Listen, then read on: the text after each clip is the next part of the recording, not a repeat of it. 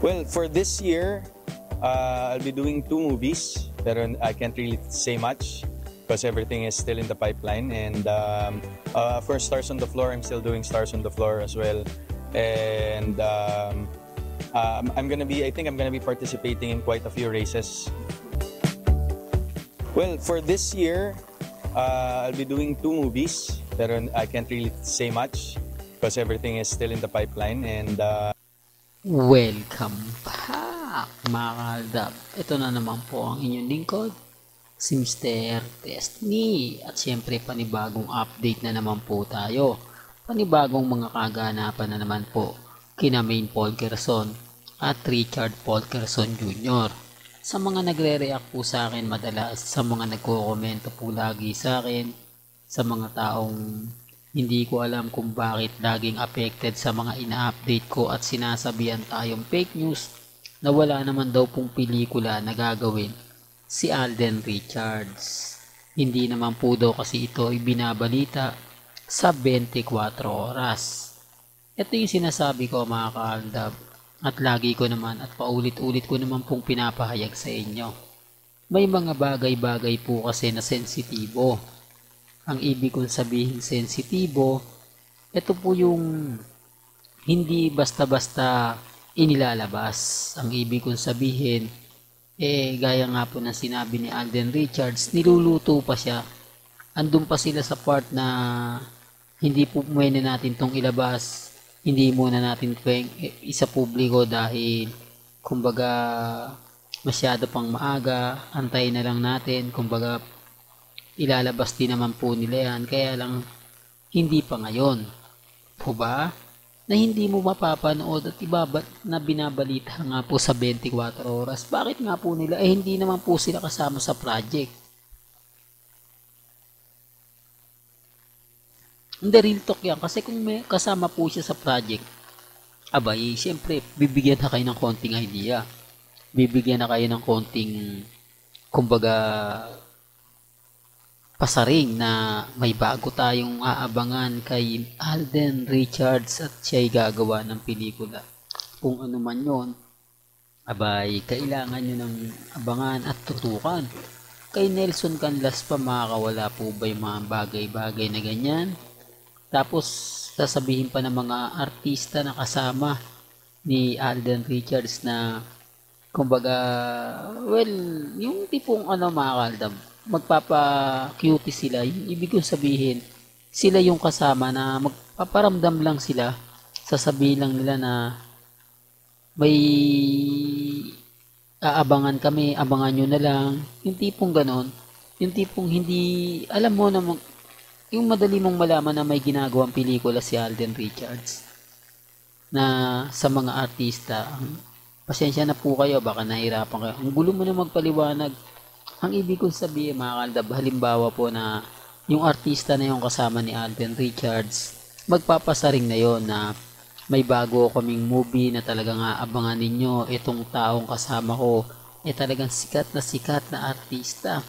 Talagang namumukod tangi talaga. Yung tipong gano'n na uhulaan ko yan. O ba? O, the real talk to mga kaldab. Kasi taktika po ito ng GMA kaya alam na alam ko. Kaya nga po yung mga nagsasabi sa akin na bitter ako, hindi po kasi nila alam yung mga pinagdaanan po ng Aldab. Yung pinagdaanan po ng Aldab na kung saan nga po mga kaaldab, hindi na po tayo maiisampa ng GMA Kapuso. Naisahan na po nila tayo ng una, pero hindi na po yun mauulit. O ba? Kumbaga, nagkamali na po tayo dahil hindi nga po natin nagawa na itago yung mga bagay-bagay na alam po natin na napakaganda sana kung hawak po natin yung mga ebidensya at resibo. Pero syempre nandun po yung point mga kaaldab na wala tayong maipakita, wala tayong kumbaga na naitabi man lang. Pero okay lang naman po yun. At least mga kaaldab, alam po natin ang buong istorya, alam po natin ang buong kwento. Dahil sa mga sinabi ni Alden Richards, sensitibo nga po talaga yan. Dahil hindi natin alam kung anong project nga po daw yan. Po ba? Alam ko yun ang sasabihin nila. Pero syempre, Ito po si Mr. Destiny na kumbaga mapagbantay. Diba? Ito yan mga kalab. Kina Bossing Mengay ang pelikula na gagawin ni Alden Richards. O isa sa mga pelikula na gagawin ni Alden Richards. Di po ba? Dito pa lang panalo na po ako eh. Dito pa lang alam nyo na may mga bagay-bagay nga po na mahirap nga po talagang ipaliwanag kung bakit hindi po nila agad-agad pwedeng sabihin gaya po ng iba. Pero ilalabas naman po yan kapag ka inilabas na po yan at kumbaga hiningi na ng MMFF, kumbaga Metro Manila Film Festival. Ano ba yan? Mr. Destiny, kaya ka nababash eh. Nabubulol ka sa mga ina-update mo. Hindi po, masaya lang po kasi ako na ilabas at sabihin po sa inyo yan. Masaya po kasi ako na kumbaga, eto na, di po ba? Ito na yung sinasabi nilang nasaan bang resibo na sinasabi mong may project si Alden Richards? Nasaan ba yung mga pahayag mo na nasaan? Ganto ganyan. O, at least dito mga kaalab, galing na po mismo kay Alden Richards. Nagagawa nga po siya ng 2 pelikula etong taon. O baka sabihin nyo, yan kay Julia Barreto. O nga po kay Julia Barreto yung Out of Order. Baka yan sinasabi niya, tapos na po yan. Po ba? At wala pong nalilink na artista sa ABS-CBN na mapapasa rin. Hindi naman po kasi talaga maiwasan yan. Halimbawa po mga kalab, isa kang sikat na sa showbiz. Tapos makakasama mo o gagawa kayo ng pelikula ng isang, di po ba? Isang gaanong hindi sikat. Siyempre kapag yung pasikat pa lang, siyempre kailangan mong gamitin si Alden Richards para kumbaga mas makilala ka, mas pag-usapan ka at mas tutukan ka. Yun ang sinasabi ko at yun yung pinupunto ko nga po mga kaalab. Bagamat marami pong mga kwento ang masasabi natin na talagang hindi umaayon o hindi pumapabor nga po sa kanila. Ang problema lang po kasi talaga mga kaalab, yung mga bitter, yung mga naiinis, yung mga galit na galit, yung tipong kahit anong gawin po nila, kahit anong sabihin po nila, abay, wala na. Di po ba? Hindi mo na po pwedeng ganito, hindi mo na pwedeng ganunin. Dahil babasagin lang nila tayo. Alam nyo po ba mga kaaldab na mas marami po ngayon ang sumisimpatya kay Mr. Destiny?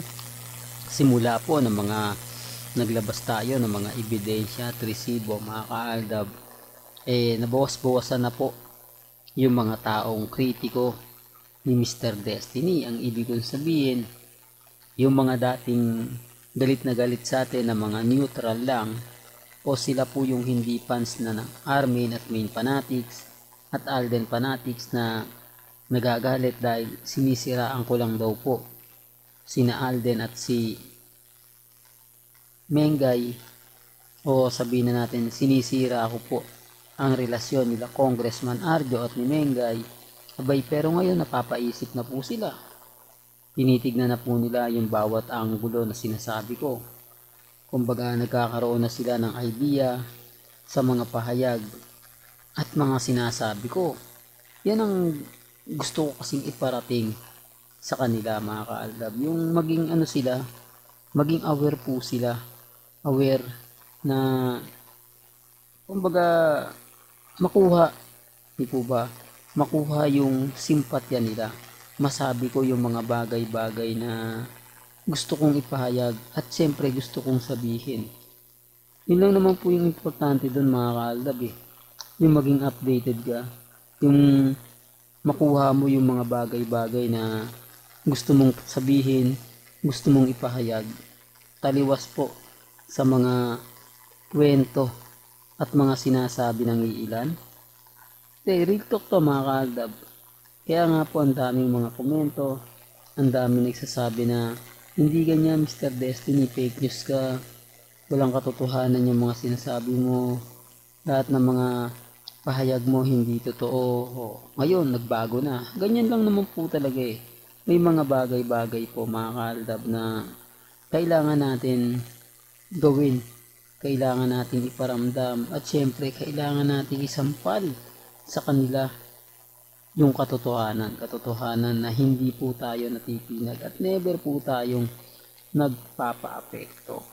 Lalo na nga po ngayon na papalapit na ng papalapit na yung pinakahihintay nga po ng fandom ng Aldab Nation.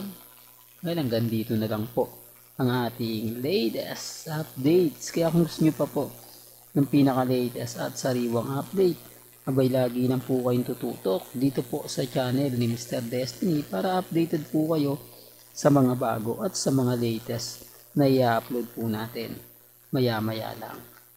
Kaya kung bago ka lang sa channel na to at isa kang true-blooded Aldab Nation na nagmamahal kina Menge at Isoy, tama po ang channel na pinuntahan mo, kaya consider na po kitang bagong subscriber. At huwag mong kalimutang i-share ang mga video po natin sa mga mamis, sa mga titas, at sa mga senyor. Hanggang sa muli, salamat po sa panonood at pakikinig.